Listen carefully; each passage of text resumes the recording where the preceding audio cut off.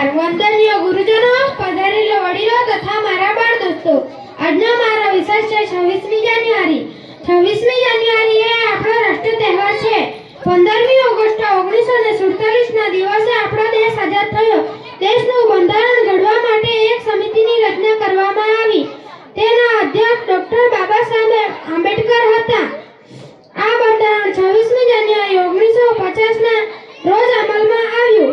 આ દિવસથી ભારત સાર્વભૌમ પ્રજાસત્તાક બન્યું. ત્યારથી દર વર્ષે આ તહેવાર ઉજવાય છે. 26મી જાન્યુઆરીના દિવસે સવારે શાળાઓમાં, સરકારી કચેરીઓમાં ધ્વજવંદન કરવામાં આવે છે અને રાષ્ટ્રગીત ગવાય છે. જય હિન્દ, જય ભારત.